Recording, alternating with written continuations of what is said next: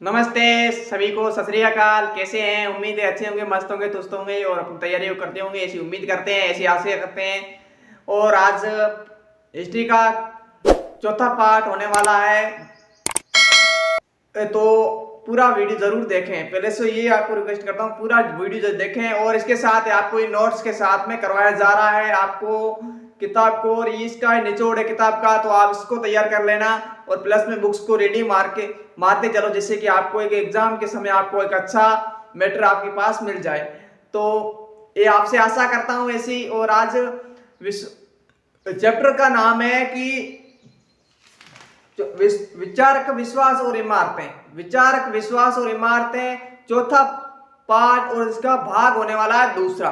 तो किसी ने पहला भाग नहीं देखा है तो प्लीज पहले वो भाग देखें। अगर कोई यहाँ से नए जुड़ रहे हैं तो उनसे कहूंगा कि आपको बेल आइकन के ऊपर क्या एक मिलेगा, आपको आइकन पर वीडियो की प्लेलिस्ट का लिंक मिल जाएगा। वहां पर आप प्लेलिस्ट में सीधे चले जाना, हिस्ट्री या फिर पॉलिटिकल की, दोनों को आइकन के ऊपर आपको मिल जाएंगे साइट में, ठीक है। और आज का वीडियो शुरू करेंगे। कोई नए हैं तो प्लीज चैनल को सब्सक्राइब जरूर कीजिए और बेल आइकन का घंटा दबाना ना भूलिएगा, क्योंकि हम आपके लिए इतना कुछ करते हैं। आप भी अगर सहायता करेंगे, सहयोग करेंगे तो जरूर ये कामयाब होंगे, इसे आपसे उम्मीद करते हैं। बाकी तो आपका विश्वास मेरे लिए महत्वपूर्ण होगा। लेकिन आज का वीडियो यानी आज का टॉपिक होगा जैन धर्म और बौद्ध धर्म के दो प्रवर्तक कहें या फिर दो संत या फिर विचारक हुए। जैन धर्म के महावीर स्वामी और बौद्ध धर्म के महात्मा बुद्ध या फिर गौतम बुद्ध कहें, वही। और इनके विषय में पहले आपको जानकारी होगी। जैन धर्म के यानी महावीर स्वामी जी का आपको जीवन परिचय करवाने जा रहे हैं। तो पहला है कि इनका जन्म हुआ 599, यानी महावीर स्वामी जी का जन्म हुआ 599 ईसा पूर्व। और कहां पर हुआ? वो हुआ कुंडग्राम। कहां पर? कुंडग्राम। कुंडग्राम कहां पड़ता है? वो पड़ता है बिहार में, ठीक है। तो इस प्रकार से आपको नोट्स बना देने। और इसके बाद इनके पिताजी का नाम था सिद्धार्थ। क्या नाम था? सिद्धार्थ। और माताजी का नाम था, वो था त्रिशाला। और पत्नी थी इनकी, नाम था, वो था यशोदा। इस प्रकार से इसका एक परिचय हो गया। उसके बाद में जैन धर्म के 24वें तीर्थंकर, यानी ये जैन धर्म के 24वें तीर्थंकर, यानी महावीर स्वामी है जैन धर्म के 24वें तीर्थंकर। आचार्य पहले यानी पहले तीर्थंकर कौन से हुए? वो हुए ऋषभ देव। कौन हुए? ऋषभ देव या फिर आदिनाथ, इसे भी कहा जाता है। और पहले ऋषभ देव। और 23वें कहें वो हुआ पार्श्वनाथ, 23वें तीर्थंकर। अब तीर्थंकर का मतलब होता है कि वे महान पुरुष जो स्त्रियां और पुरुषों को क्या अच्छा एक मार्ग प्रदान करे, वही क्या कहलाते हैं? तीर्थंकर, ठीक है। ये भी आपको ध्यान देना जरूरी है। आगे देखें तो ये गृह त्याग, यानी महावीर स्वामी जी ने 30वें वर्ष में क्या किया? गृह त्याग, यानी घर को त्याग कर दिया की आयु में, ठीक है। ये आपको ध्यान रखना है। उसके बाद में जैन धर्म की प्रमुख अवधारणा क्या है? अवधारणा है कि संपूर्ण विश्व क्या है? एक प्राणवान है, यानी प्राण है। और आगे देखें कि जैन धर्म का केंद्र बिंदु क्या था, यानी जैन धर्म का केंद्र बिंदु क्या था, मतलब उनका उद्देश्य क्या था। तो वो क्या कहते हैं? अहिंसा। अहिंसा का मतलब होता है हिंसा को ना फैलाने वाले, अहिंसा के, जैसे कि महात्मा गांधी ने अहिंसा का मार्ग अपनाया। इसी प्रकार महावीर स्वामी जी ने भी क्या किया? अहिंसा पर बल दिया, पुनर्जन्म पर विश्वास था इनका, और कर्म पर, यानी कर्मों पर भी ये इनका विश्वास करते थे। आगे देखेंगे पंचमहाव्रत कहें या फिर शिक्षाएं, या फिर जैन धर्म की इसको लिख सकते हैं शिक्षाएं। अब शिक्षाएं ये है, और ये पंचमहाव्रत कहें या फिर शिक्षाएं धर्म की, तो ये आपको 5 लिख लेनी है, ठीक है। तो पहली शिक्षा है हिंसा। हिंसा मतलब हत्या ना करना। हिंसा का मतलब हत्या ना करना, ये तो पहली होगी। उसके दूसरी है ब्रह्मचर्य की क्या करनी? पालना करना, यानी ब्रह्मचर्य की पालना करना। और तीसरा होगा सत्य बोलना, यानी अर्थात झूठ नहीं बोलना और सत्य बोलना। और चौथा आप लिखो चोरी नहीं करना। चौथा इसका पंचमहाव्रत में लिखना, चौथा चोरी ना करना। और आगे लिखना है,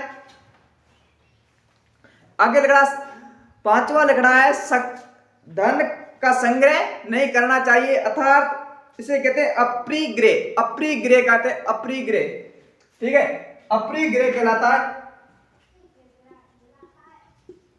अपरिग्रह, ठीक है। इस प्रकार से ये हो गया 5। मैं समझता हूं आपको वीडियो को एडजस्ट करके लिख लेना चाहिए, ठीक है। आगे बढ़े, जैन साहित्य। अब जैन साहित्य है किस भाषा में लिखे, वो प्राकृत भाषा, संस्कृत या फिर तमिल ग्रंथ में जैन साहित्य लिखा गया। यानी प्राकृत जो थी शुरुआत में, उसके बाद संस्कृत और उसके बाद तमिल ग्रंथ। इस प्रकार से ये हो गया आपका जैन धर्म। मैं समझता हूं आपको ये वीडियो कैसा लग रहा है। अगर अच्छा लग रहा है तो प्लीज चैनल को सब्सक्राइब तो कर दीजिएगा। आपका सब्सक्राइब मेरे लिए महत्वपूर्ण होगा और आपकी फीडबैक देना ना भूलिएगा। कमेंट नहीं करते हैं, कैसा लग रहा है मेरा प्रयासरत हूं और प्रयासरत रहूंगा, ऐसी मैं आपसे आशा करता हूं। आप जरूर सहयोग करेंगे, जरूर कामयाब होंगे, ऐसी उम्मीद है। और अपना कर्म करते जाऊंगा। फल की चिंता कहते हैं बाद में करनी चाहिए, लेकिन अपना कर्म पहले होना चाहिए, ठीक है। आप अपना कर्म करते जाइए, वीडियो पूरा देखें पहले और नोट्स बनाते जाएं और आपको रिजल्ट्स में बेहतरीन मिलेगा, ठीक है। आगे रहेंगे बौद्ध धर्म के विषय में बात करें तो वो मिलेंगे महात्मा बुद्ध या फिर गौतम बुद्ध। अब इनका जन्म हो जाता है 563 ईसा पूर्व, इनका हो जाता है 599 ईसा पूर्व और इनका है 563 ईसा पूर्व, ये ध्यान देना। और इनका हुआ कपिलवस्तु। अब कपिलवस्तु कहाँ पड़ता है? कपिलवस्तु पड़ता है, वो पड़ता है अपने नेपाल में। जो नेपाल है वहां पर ये कपिलवस्तु पड़ता है, ठीक है। और महात्मा बुद्ध का बचपन का नाम की बात करें वो था सिद्धार्थ। महावीर स्वामी जी के पिताजी का नाम सिद्धार्थ था, लेकिन इनका बचपन का नाम क्या था? सिद्धार्थ। और इनके पिताजी का बात करें वो था सुद्योधन। क्या था? सुद्योधन। और माता जी का नाम था महामाया, ठीक है। और इनका कुल या इनका किस कुल कहते या किस कबीले कहते, वो थे सांख्य। क्या था? सांख्य। यानी कबीला कहे या फिर कुल कहे, एक ही है, ठीक है, सांख्य के। अब महात्मा बुद्ध को ज्ञान की प्राप्ति के विषय में देखें तो आपको मिलेगा कि 4 घटनाओं ने, कितने घटनाओं ने? 4 घटनाओं ने संन्यास के लिए प्रेरित किया। किसे? महात्मा बुद्ध को, ठीक है। पहला था एक वृद्ध व्यक्ति का मिलना, उसके बाद एक रोगियों को देखना, मृत लाश को देखना और सन्यासी। ये 5 जो प्रमुख घटनाएं थी, इन्होंने स्वामी जी को एक सन्यास की ओर ले जाने के लिए प्रेरित किया, कहें तो, ठीक है।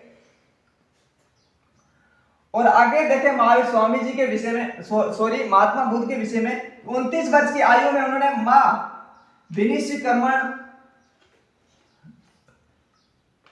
कहलाया, मां विनिशीकर्मण, यानी आगे दिखना है आपको, मां गृह त्याग। क्या कहता? गृह त्याग था वो, गृह त्याग मतलब 29 वर्ष की आयु में गृह त्याग, यानी महात्मा बुद्ध ने 29 वर्ष की आयु में गृह त्याग किया, उसे कहा गया मां विनिशीकर्मण। क्या कहा गया? मां विनिशीकर्मण, जो गृह त्याग किया 29 वर्ष की आयु में। और 35 वर्ष में क्या होता है? महात्मा बुद्ध या फिर गौतम बुद्ध को क्या हो जाती है? ज्ञान की प्राप्ति होती है, उसे वो कहलाता है निर्वाण, वो कहलाएगा निर्वाण। आगे बात करें महात्मा बुद्ध की शिक्षाएं या फिर कलाएं के विषय में बात करें, जैसे कि आपको पता है बौद्ध धर्म में महात्मा बुद्ध से कहें या फिर बौद्ध धर्म से 3 पिटक हुए या फिर त्रिपिटक के नाम से जाने गए। पहला था सुत्त पिटक, दूसरा था विनय पिटक और आगे था तीसरा वो था अभिधम्म पिटक। अभिधम्म पिटक का मतलब है दार्शनिक से संबंधित, और सुत्त पिटक का मतलब एक आनंद की शिक्षाएं, और विनय पिटक का मतलब है शिक्षाओं के नियम।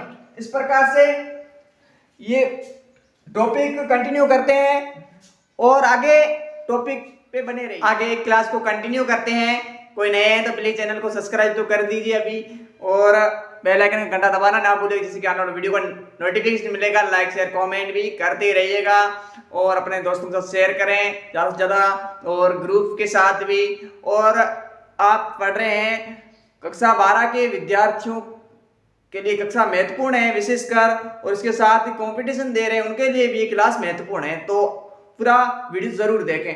तो महात्मा बुद्ध के विषय में पढ़ लिया और आगे टॉपिक रहेगा महात्मा बुद्ध की शिक्षाएं, यानी बुद्ध की शिक्षाएं कौन सी थी। वो पहला था उनकी शिक्षा है कि विश्व क्या है, एक अनित्य है, यानी ये अनित्य का मतलब हुआ कि लगातार इसमें क्या हो रहे हैं, परिवर्तन हो रहे हैं अर्थात बदलाव हो रहे हैं। अनित्य का मतलब लगातार बदलाव या परिवर्तन, ठीक है, ये समझ लिया पहली शिक्षा। दूसरा है कि आत्मवीन, आत्मावीन। अब आत्मावीन का क्या अर्थ है इसके विषय में देखें तो आपको मिलेगा शब्द आत्मा को नहीं मानता हो। क्या करें, आत्मा को नहीं मानता हो, नहीं मानता हो, वो क्या कहलाता है, वो आत्मावीन। और तीसरी इनकी शिक्षा है कि घोर तपस्या करनी चाहिए जिससे क्या मनुष्य मुक्ति पा सकता है, यानी घोर तपस्या से मनुष्य क्या कर सकता है, एक प्रकार से वो मुक्ति पा सकता है, इस सांसारिक जीवन से उस मुक्ति पा सकता है। और आगे है ईश्वर को नहीं मानता हो अर्थात अनिश्वरवादी कहलाए, ईश्वर को नहीं मानता हो। और पांचवी इनकी शिक्षा है कि निर्वाण पर बल दिया हो। अब निर्वाण क्या है इसके विषय में आप देखें तो जो ज्ञान की प्राप्ति के लिए निर्वाण शब्द आया था, आपको 35 वर्ष की आयु में ज्ञान की प्राप्ति के लिए निर्वाण किया था, तो एक प्रकार से त्याग। और आगे आपको टॉपिक मिलेगा कि महात्मा बुद्ध ने शिष्यों को अंतिम संदेश क्या दिया, अंतिम संदेश या शिक्षा क्या दी महात्मा बुद्ध ने या गौतम बुद्ध ने।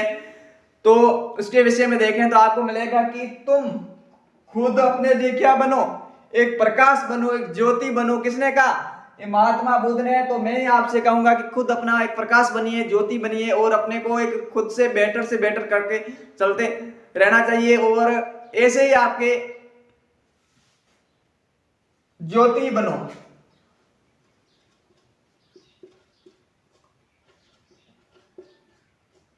यानी तुम खुद अपने लिए एक ज्योति बने।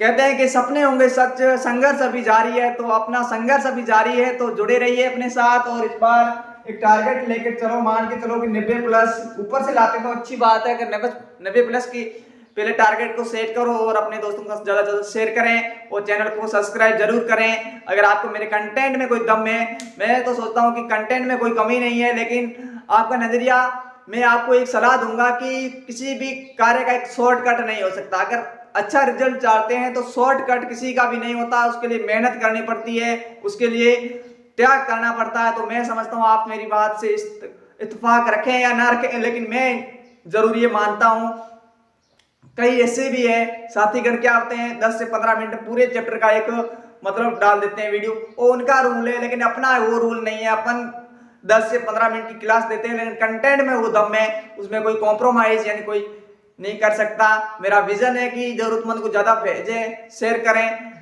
और ऐसे ही आपसे उम्मीद करता हूं आप सहयोग करेंगे, जरूर कामयाब होंगे। मिलेंगे नेक्स्ट वीडियो में, तब तक के लिए जय हिंद, वंदे मातरम।